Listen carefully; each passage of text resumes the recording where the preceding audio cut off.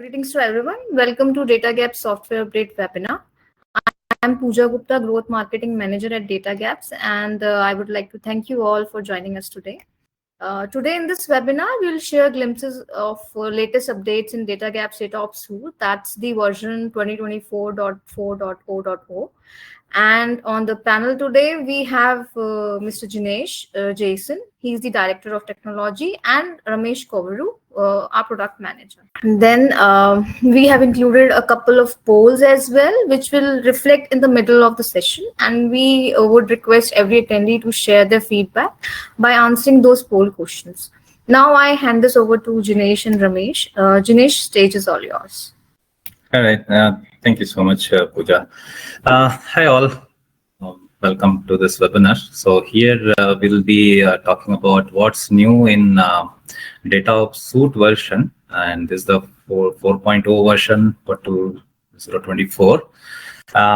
So let's get started. So what we are going to talk about in today's webinar. So at high level, these are the agenda which we want to quickly touch base on each of it. So the latest release 4.0 happened. We just released last week, basically the first week of September, and it is loaded with a lot of features. And we'll for this webinar we have restricted it to some of these major features and on the major categories, including the BI and GenAI related areas as well. And so we'll first go through the release schedule, how it has been so far, and what's next coming in 24. And then I'll be talking about on the major feature updates on 4.0 release version. And then Ramesh will be taking over and walking us through on what are the major features which we have added on the BI validator product, as well as on the GenAI enhancements, which you like from last releases. We are seeing a lot of enhancement being added there. So what's new in 4.0 that we can quickly check through.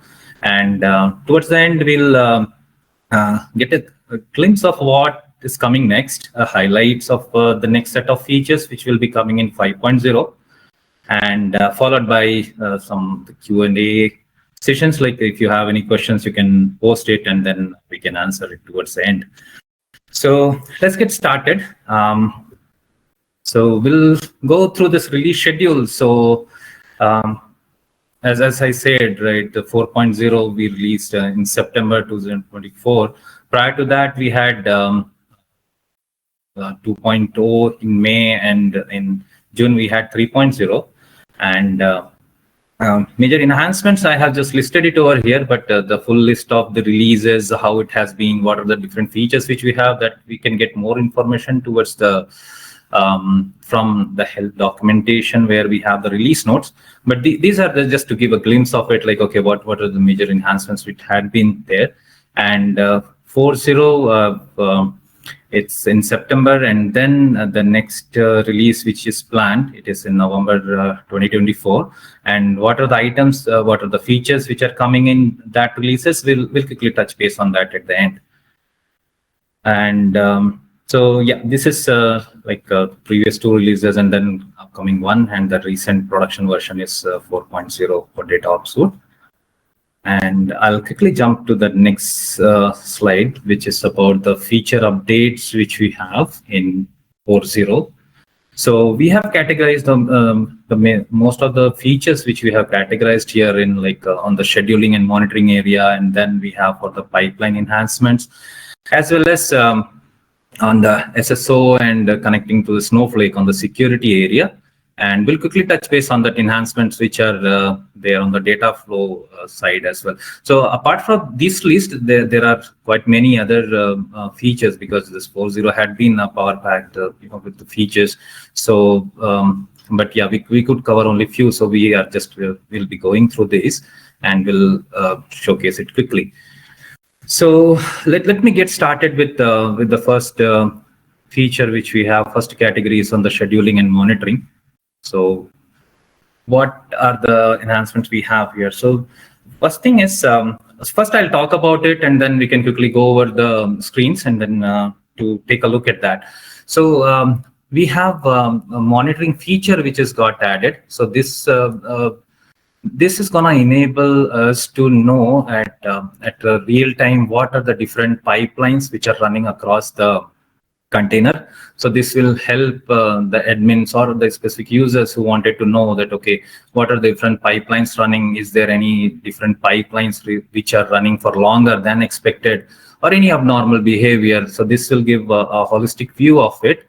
And let me quickly take you to that screen, and then we can check that in detail. So here is a menu item which we have for monitor. So once we come to this screen, so this shows what are the, so currently I have set up 2 containers here. So we can see that there are, these are the different pipelines which are running, and it shows last 6 hours of data. And it can help you to know that, okay, which one is running, what is completed, as well as we can check for like 6 hours, 12 hours, or 24 hours of data. So this will help to know, just in case if you are seeing any abnormality, that, okay, which pipeline or what is taking, most of the resources, or if you want to find it out, like, okay, what is going wrong. So this will give you a holistic view to find it out, that, okay, if I want to know on which pipeline is kind of maybe acting as faulty.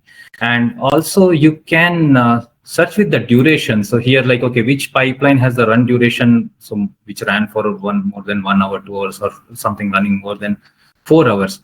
So this way, though even pipeline has a capability that individual pipeline, if you set up the threshold, it will send out the alert saying that, okay, this is running beyond that expected SLA, right? But at this level, you will be able to find it out that, okay, this is something wrong across the, view across the containers which we can get it, as well as you can filter it over here to know what's like based on your criteria. If you want to know, like, okay, all my pipelines get completed within 2 hours or 3 hours, but today something is going beyond that, so you can find it out. And rest we can go and check is the calendar view of it. So this gives us, okay, today how many pipelines has run, gives us the week and the month view as well. So this will be helpful in so monitoring a lot of just in case if you're getting into the problem that, okay, sometimes if we are not sure that, okay, what's happening with the pipeline, what is running, which container it is running. So this would help in those situations.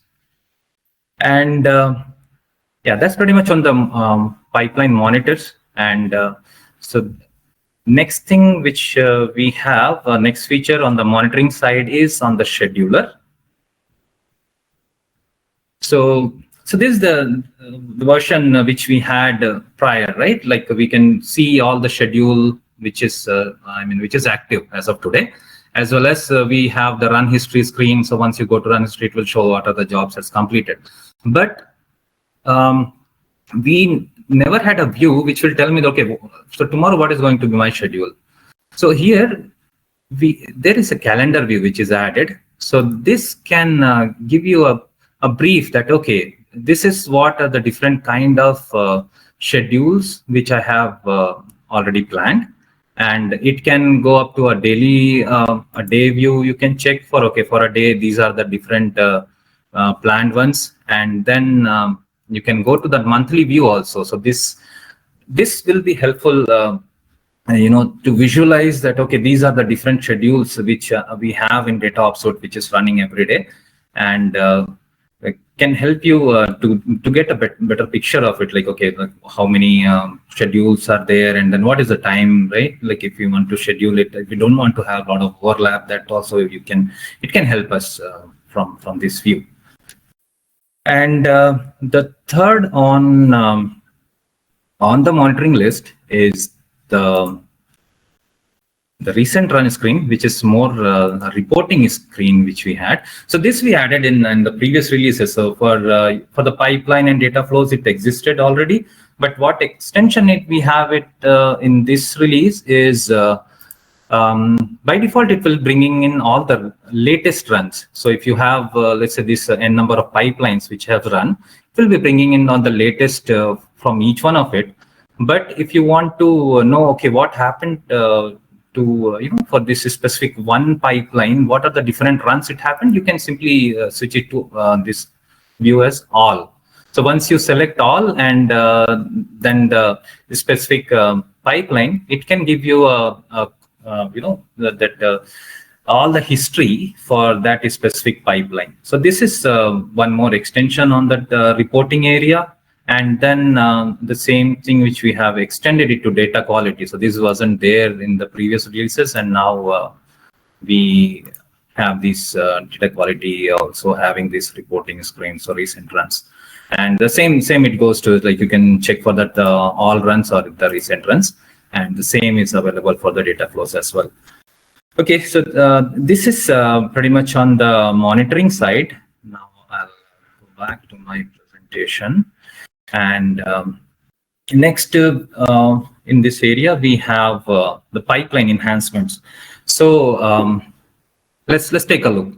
So here, the major enhancements we have is like added a Kubernetes engine as a task. So earlier we used to have like Databricks and EMR, right? So which we can add it in the pipeline. We can start the cluster, run your test, and as soon as the tests are done, stop the cluster. And so, and until previous releases, Kubernetes engine was supported. We used to add it in the clusters screen, and then that used to be a static one. And then we have to go to the pipeline and select that as a cluster. But what benefit we get being a Kubernetes as a task in a pipeline is our each pipeline can have its own start Kubernetes task. So it will start the Kubernetes pod. It will run all the test cases. It will do all the operations, and the end it will go and say that, okay, let's stop it. So that's something. So each so now we don't need to go to each of the task and set the engine for each one of it, and then it can run on demand. It can launch the cluster and then run it, and it can be stopped. So let's quickly take a look into that. I think I'll be having it over here. We into this. Give us a minute. Okay, so this is the typical very a simple use case here, right? So I'll have a Kubernetes start task. It will be requiring some of the parameters to be passed here. So these are all configuration screens. So we can get into the details in next set of demos and all. But today I just wanted to show it to you that, okay, this is some configurations required, which we can provide that inputs here. This Kubernetes start task will start the pod. The same we can use it as an engine in the next task. And once these operations are done, it can be closed. So this is the stop task, and you can stop the cluster. And the advantage we get it with the Kubernetes over Databricks is this is quite cost effective. And as well as now, once we have these support in the pipeline, so it gives dynamically launching the cluster and closing it. So that gives a lot of freedom over there. And then it's all for each pipeline till the time on demand basis. You can launch it and you can stop it as soon as you are done with that. And so this has been an enhancements on the Kubernetes as a task in the pipeline. And the next one we have is iteration support for the so iteration task having the pipeline DB flow as an input. So the iteration task, let's quickly take a look into that. All right. So this is one pipeline. I have this is one iteration task. So till previous releases, this iteration task, we used to have only one type, which is of data flow. So why do we use iteration task, right? So a simple use case where I want to run the same test with different inputs. So the test case is not going to change, but the inputs I am passing into the test cases are changing dynamically, or it can be a static list or it can be a dynamic list. But it is iterating. So I have a requirement there, the same test has to run n number of times. So that was there for the data flow, and in 4.0 we are extending it for we have extended it for the DB flow, and it supports both the dynamic input and the static input. So when we have dynamic inputs, this will be useful where the number of tests or the inputs are not static or not defined, that it can, so there will be another task. So this from maybe another source will define us that's okay, today I got this much of inputs or this much of records, I want to these different types, and I want for this different types or different files I want to run the cases, right? So in that cases we will be going ahead with the dynamic list. You can so here let me go back here. So there is one task. This is a plugin, the Dataflow plugin. So where this will be helping us in populating the data sets for which this Dataflow for DBflow task has to run. And these will be the input for this iteration task and to run the DBflow for that number of times. And as the same, we can just quickly check on that static list also. See, yeah. So if I have the static list, here, so this is the fixed list. So if I know that okay, I have to run my test for these combinations, right? So these many times I have to run for this predefined inputs.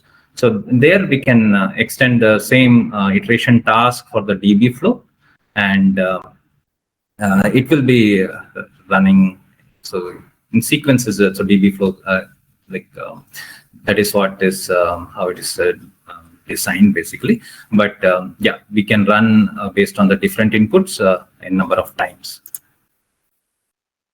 Okay, and then coming to the next thing is a rerun option for the failed pipeline jobs. Okay, so this is an interesting one. So this is specific use case which we have, right? So this requirement, let me, yeah. So earlier, let's say if my pipeline is failed or any of these jobs, right, underlying, if this has some error or some failures, maybe due to my data setup is wrong, or maybe my test case itself is wrong. So we didn't have any option there. Okay, once the pipeline is run, so if we have chosen that option to stop it in between whenever we find a fail, so it will go that job goes to success, and then there we'll see that okay, some of these tasks are already a failure, right? So now we have an option to rerun this failed task as well. So this will help in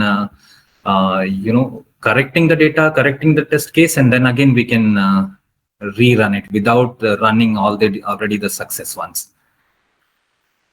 Right, so let me quickly jump into the next ones here. Okay, so the other one we have on the security category, it's for the SSO user provisioning. So this is one of it's very powerful feature which we have added in 4.0. So prior to 4.0, we had like user creation and then the roles mapping, right? So we have the users, or the users are defined in the Azure. We add their specific roles, we add their group there, and then the mapping to DataOps Suite. So user creation used to happen whenever we'll be through this login, and then the role mapping also it's supported in previous releases. And now it is extended that for Azure AD, if you add a user, if you update a user, or any user operation, or you delete the user, so that will be synced up in DataOps Suite as well. So this is one way which is done through the scheduler, and then you can schedule it, and then DataOps Suite will take care of it to sync your user from Azure AD to DataOps Suite. So the config admins or admins really don't need to come to DataOps Suite for that user management. So that will be taken care centrally from Azure AD. So that's one major feature on the SSO side. And next we have is support for Snowflake MFA. So Snowflake MFA, so industry-wide, right? So this is something it is in some of the basically organizations becoming mandatory, and then it is recommended that the Snowflake itself that okay, now that all the authentication should go through MFA, right? So now in the DataOps Suite also it is supported through key pair authentication. In the previous releases we had seen that. So let me quickly go to that, and I'll tell you what exactly the change there. So now in 4.0, what the addition is, so till previous releases to support the MFA, Snowflake MFA, we had the private key authentication where that we ask for a specific username, and then the private key file, right, which we get it from Snowflake, those can be uploaded, and it can connect to a Snowflake. Now the new enhancement or addition we have done here is now we have user profile authentication enabled here. So what exactly this do is now we can connect to Snowflake based on a specific user's private key, not added at the data source level, but at the user profile level. So this gives advanced security there, enhanced security, as well as a better audit, so that whoever is logged in user, so their specific profile token or profile key or the password or the credentials will be used to connect to Snowflake. And so this is that specific option we have to choose here. And then in the config, we will be selecting a key, like, okay, what is your specific, for different data sources, I can define different keys. And this, we can go to the profile screens, and then for each user, it will be trying out to find that, okay, for this specific key to connect to the data source, what is the type I wanted to use? So either I can go ahead uploading the private key file over here, and browse and upload it, or we can, if the vaults are enabled, so we can pick that. So this file can be uploaded in the vault, and then that key can be provided here. So whenever the tests are run for the Snowflake, it would be going ahead with an individual logged in users. So it won't go with the service account, which or something which is there in the data source, right? So it will be looking out for in the profile if I have that specific credentials there or not to connect. So this is one more enhancements, and like another enhancements on or extension on top of it, whatever the MFA we used to support till previous releases. And that's pretty much on the security side. And then we'll quickly touch base on the data flow enhancements. So these dynamic parameter support for the execution of the data flow. Yeah, so this is, let me quickly show you. All right.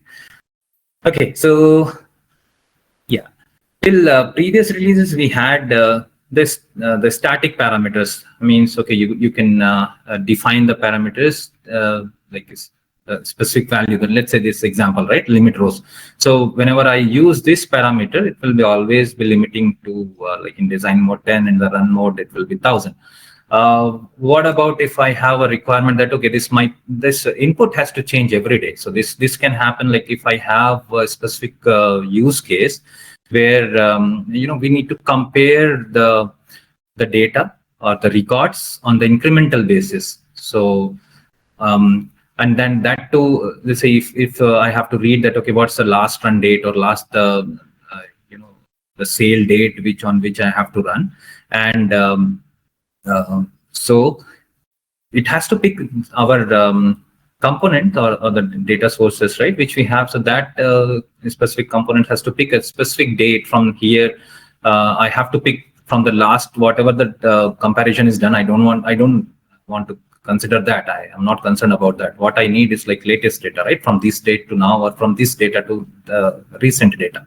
So for that specific use case, we can have this dynamic parameter to be created. It is like, again, in the add parameters here, you can select the type, if it is dynamic or static. I'll not go to that detail. That I think we can see it in the subsequent demos for this part. But at the high level, I just wanted to show it to you that, okay, so this is the dynamic parameter which you can use it in the specific scenarios where you want the data to be compared incrementally, or you have a requirement where the files, let's say a flat file or some other file are getting stored in a data source, storage where it creates a folder based on the date every day. So at that time also this can be useful, and any places where you have such requirement to run it through with the changing the parameters every day, so that you don't need to come every time and change the definition here and run it, right? So this is how what the dynamic parameter, how we use it is the same way, how actually it has can be. So same as the static parameters, you can add it in the queries or wherever we want to use it, right? So this is the way we can use it. And how, and then the value which we have to see, right? So that's like that we can quickly see it. Okay, back to the previous ones. If I have, yeah, okay, let me quickly see if this has that information. Okay. So in the runs, the recent run screen, we can check, okay, what are the different values it has run with that. So this is the one place which, whenever your test is run, you can come over and see that, okay, this is the dynamic parameter, what it has returned to, and then your test has run on this. And another enhancements which we have done on this is downloading the data sets. So yeah, whenever earlier in the interactive mode, whenever any test cases is run, we could download only the sample data, so which is limited to 100 maximum, right? So when you want to see the entire data set, so what is my failed records, or what are the different data, even the success also, if you want to take a look at the complete data set, you can come to this data set view and just click on download. So for this, in the container level, we have to set up, we have to configure a path for S3 or ADLS, and then it will download these data sets to that location in the CSV file format. So okay, I think that's pretty much from my side on these high-level updates on 4.0 features, and then there are quite many major features we have added on the BI and GenAI side, so that Ramesh will walking us through. So Ramesh, over to you. Thank you, Jinesh. Let me share my screen, guys.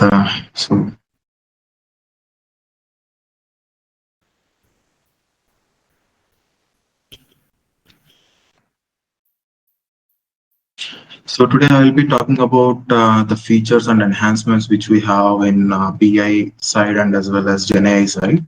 So the first thing I'm about to talk is Mapping Manager. So Mapping Manager mainly focuses on maintaining all the ETL mapping documents in a tool-based approach, which we call like as a centralized repository, which helps you in maintaining all your documents at one place, easily navigable to different documents and easily searchable between all your documents, right? So why this will be helpful to us is like maintaining these ETL documents in the form of files and all is a tedious task, and getting what changed and who updated everything will be a hectic task to identify things, right? So this tool-based approach will provide you the flexibility to get the audit of it and know what things happen on each transformation document and all. So let me take you to the actual screen where we can add a different set of mapping documents as an application, like in our application. So you'll be having a menu item as a mapping manager. So where you can create your own mappings in our application. So this is a simple thing. So these are a few examples which I have. So you can create hundreds of mappings in our application. So simply I will show you how we can do it. So we can click on add mapping, and you can create a mapping, and you can simply select what is your target source and what is your source table and target table, and you can go on and create on adding your own transformation logics and all. So let me show you in one of my example here. I just clicked the wrong button. So if you see, right, so this is my target table, and this is my source table, which is from SQL Server, and the other one is from Postgres table. So all these columns you will be able to see, and in the mapping section, you'll be seeing all the mappings here, like, so what is a target column and what is a source column and what was a transformation you can define to it. Like, so you'll be having a couple of options here, like whether it doesn't have any transformation or it is a direct mapping which have some logic to be defined there, or a expression or lookup. You can define accordingly, and you can map if there is any column which is missing because the names are entirely different from source to target, right? So you can even select the respective mappings from source to target using the selected data model. So once you have all your transformations defined, and if you go to the next step, so you'll be having an option to generate the test cases. So when we click on this, like the metadata of these tables will be passed on to GenAI to generate the respective test cases, which shows up this way. So if you see, right, I have only two transformations which I define. Like one is of no transformation, where I can see all my columns will be selected from source and target, and will be created a data flow out of it, which runs the reconciliation test to compare the data. So another one is like a transformation where I added a casting to the column. So you can see like, so the GenAI generates a query in such a way that it casts the respective columns to the required format and generate the data flows accordingly. So once we click on this, we'll be having all the data flows created over this, and that you can see over this. So when I go to this, this is the typecasting. So once you have your validations created, you will be able to see under this validation section, and you have an option to go to that respective data flow from here, and you can see, you can execute it straight away, and you can see the differences between source and target. So here, based upon my unique key, so these are all the differences where I can see, like, so in the source, I have it with precision 1 character, and in the target, I have it 10 characters. So this is the difference. So users can identify like all their migration happened correctly or not. This is one of the benefit with our mapping manager. So you will be able to create all your ETL mapping documents at one place, and you have an option to link the reconciliation test cases to the ETL mapping document. So the next thing I'm about to talk is on AI-based report comparison. So this comes under the BI section. So where we have a couple of BI tool support like Power BI and Tableau, where we generate and we extract the PDFs and we compare the PDFs between one another, like regression testing and upgrade testing, which we have in past releases. Regression testing is nothing but runs between report at time T1 to report at time T2, just compares between these two reports. And upgrade is like if you have migrated from one version to another version, that will help you out in identifying any changes happen between these two versions of reports. So coming to the crossway, those two regression and upgrade checks happens on a unique source, like either a Power BI connection or a Tableau connection. But recently, so we are seeing a lot of consolidation is happening in the market. Where users are expecting comparing between two different connections as well. So that's one more thing I'm about to talk is a cross-BI.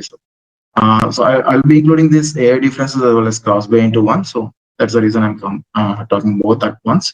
So here, so you will see like a lot of people are migrating from legacy BI tools to latest technologies such as Power BI and Tableau. So while migrating, comparing data is one aspect and comparing reports is another aspect. So whenever you have like hundreds of reports, right, comparing it manually is a huge task and ineffective as well. So we provide an option, automated way where you can create all the test cases at one shot using Wizard and compare it between Tableau and Power BI, Tableau and Tableau. So here I'm showing you one of the example like cross BI where I'm comparing a Tableau report to a Power BI report. So if you simply observe here, like, so here my source is of Power BI and my target is of Tableau. So if you see, right, so our application is able to render the Power BI report embedded and Tableau report embedded in one place. And when you compare this, you will see like what are all the differences you have between these two reports. Generally, the reports which we migrate from should be equal, but majority of the cases there will be slight differences. The precisions or the positions of these visual, a slight shift and all will be there. So if you see, right, you can see these differences. Like one is difference between these two values. When you observe the sales by category is common, but when you observe the actual differences, like this side it is rounded to thousands, and here it is showing in pure numeric format. So This is one thing we can identify, and it's hard to identify each and every piece going into the report and checking this side and that side, right?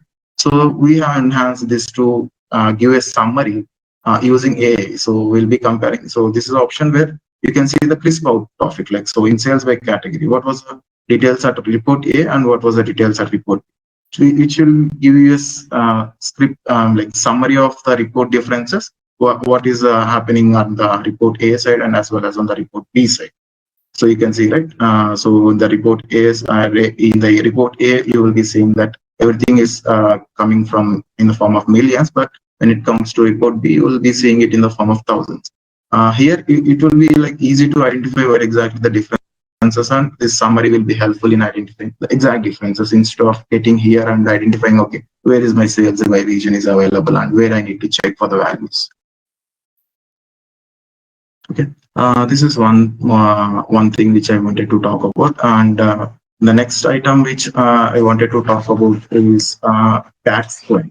So this is one more powerful feature which we added in our application. Like DAX, like Power BI holds, like Power BI has data models which is being shared by different reports.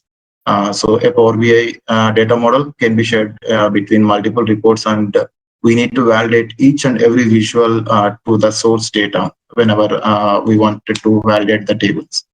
So this is one use case where we have our DAX query. This is a component which we have it here, DAX query component, where user can write their own DAX queries based upon the tables available in the data model. So if you see, right, I have selected a table here and like a report, which is customer analysis. When you switch to the query section, you will be seeing like what are all the tables. So this customer analysis is a data model, and you'll be seeing all the tables available under the data model. So you can query on any of these table and compare this data with any of the source tables, like say JDBC from Snowflake or from Oracle or Postgres. So you will be seeing the results from this thing, and you can compare this using the reconciliation test cases. And so this is a new feature we are adding here, and previously also we used to have this, but in that release where we have a few limitations, like we used to get only somewhere around 15 like 10,000 records or maximum 15 MB of data which can be extracted from reports. That was a limitation we used to have previously. Now we have solved that problem, and we are able to fetch like millions of records from the data model, which can be compared with your source data.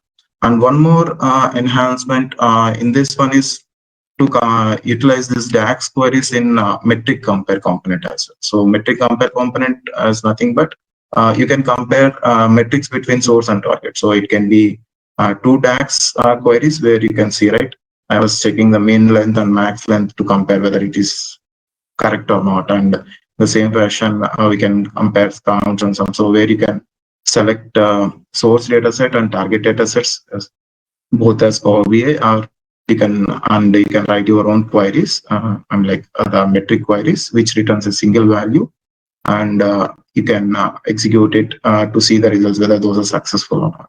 In a similar fashion, you can even write a query towards one of the JDBC connection to your DAX connection as well. So for example, so if you say, right, I'm writing a count query on my customers table and getting a row count of my dim seller table. So here you can see, right, what was the source value and what was the target value, and whether the status of it, whether those are matched or mismatched. If you see the above one, it's 55,500 on the source and 701 on the target, which is a mismatch. So its status comes as fail, and whenever both are matches, it comes as passed.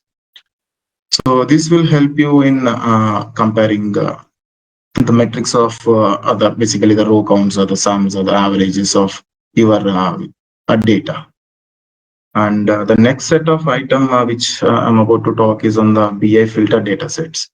So this is another powerful feature which we have added in 4.0. So this comes under BI DevOps. So generally validating reports after migrating from one version to another, and comparing these reports with different set of filter combinations. So report contains like hundreds of filter values, right? And the user wants to test it for individual combinations. So in order to do that, manual process will be like very hectic. So here we have an option to generate the combinations from a report. So whenever you select a report and you apply all the filters, whatever you wanted here, and you can generate the all possible combinations out of it. So you can see that generated data set over here, and this data set can be used in the data flow for the respective report again. So if you see here, I have generated a data set out of this report, which can be utilized in my component. It's a little second to load, and you can see here. So I have applied my demo data set to this particular report, which will create data flow parameters out of it. So each filter will be applied accordingly when we run this one. The similar fashion, this one applies each like, let's say in the example where I have 10 combinations. So each combinations will be applied once, and entire data flow will be executed. So in the similar fashion, we can apply the same parameter in the JDBC, which brings in actual data from source. And this can be applied, and like this can be added in a pipeline where it can run for all the possible combinations. So right now I have 10 combinations. So when I add this data flow in a iteration pipeline, so where you can see I have selected the respective iteration data set, demo data set, and this is my data flow, and you can see my filter parameters. So when I run this one, so I'll be seeing 10 executions, each one for one of the combination. So if you see, I can see like 10 runs happened here. So each one has its own filter combination applied over it. So if you see here, this is how it happens. Like for this one, the product is 50 dark bytes, and the country is Australia. When you go with another report, it shows you a different set of values. So these are all the enhancements which we have it in 4.0 currently team. Sure. So Thanks. Yeah. Thanks, Ramesh and Dinesh, for sharing the latest updates for Datagaps DataOps Suite with an hands-on understanding with the platform as well. And now we are open for Q&A session. And if any of the attendee have a query, you simply have to share it in Q&A section, and we will take it up. Yeah. Pooja, there was one more thing. I just wanted to give you a glimpse of what's coming in the next release. Okay. So we just wanted to update, like, so we are providing an option for embedded LLM in our DataOps suite. So as mapping manager and all this AI comparison and all uses external resources like Azure, OpenAI, right? So where we have a few data privacy issues if users are not interested in transferring their own data to external resources. So we are coming up with an enhancement where we embed LLM in our DataOps suite, so that it resides in the client environment and will have everything in their servers. So no data privacy issues comes up. That's one thing. And on the mapping manager, as of now, we have data flow test reconciling test cases we are able to create now. So a thing we are adding to it is rule creation. So I have my data from source and target. I wanted to check the quality of my data. So that also we're enhancing in an automated way using AI by passing the data to so once we embed a local LLM, we have an option to either pass the data to it to generate accurate data, accurate rules and test cases, or you can just simply go ahead with your existing metadata. That's another feature we are enhancing in Mapping Manager. And one more BI tool we are about to support is Oracle Analytics. So right now, there was few requirements coming up on Oracle Analytics that they are migrating from this to that, and these things are there. So we are enhancing support of Oracle Analytics in DataOps Suite. Along with that, we are adding stress test plan as well in DataOps Suite BI. So this stress test plan mainly helpful in identifying how much load the server can handle. So and whether it can meet all your SLAs or not. So this will be helpful in identifying that. So we will mimic the user interaction with the report, with the server using our test plan. And one more enhancement we are doing is a Unity catalog integration. This Unity catalog integration is of Databricks one, which is many people are using nowadays, and it has many features which can give you lineage and data quality and others. So integrating a Unity catalog in DataOps Suite can provide better features in identifying quality of data and accessing all the ETL test cases as well. So these are all the few next set of items which is about to come in DataOps Suite. And you can go through detailed enhancements what we have using this help link which is shared in the chat. You can just go over it and we can see. So let me open it. Yeah. So this link takes you to our help document where you can see what are all the enhancements we did in current release as well as past releases. You can just go over this and you can identify like anything which is helpful to you will be. So upgrading from previous version. Can I upgrade the version? Yes. Yeah, Pooja. That I think that definitely we can do it. So if you are into any previous version, so either in 24.x, any of these previous version or like prior also, we don't need to do it incrementally, and directly we can switch to the latest version. We can upgrade to the latest version. It supports all the backward compatibility. So that's the key. Rules generation through GenAI. Yeah. So it is already there from 2.0, where we have a wizard which uses the GenAI. Currently, the OpenAI and support to Azure AI, and in future we'll be supporting it with our DataOps embedded LLM too. So yeah, it's already there, and then in 5.0 in coming release, we'll be seeing some more additions over there too. Okay. And last question is, does the mapping manager access any sample data while generating the data flow? Yeah, Pooja. As of now, because of this data privacy issues and all, right? So we are passing only the metadata to the LLMs. So the next feature which I mentioned, right, embedded LLM. So in that enhancement, you will be having an approach where you can have an option to send actual data to generate accurate test cases, or you can simply go ahead with sending only the metadata if you have even more data privacy issues. Currently, it doesn't use the sample data. Sure. Thanks. So these are the queries for today's session. And if any of the attendee have any other use case to look at, you can always connect with our team or drop a note to contact@datagaps.com. Thank you, everyone.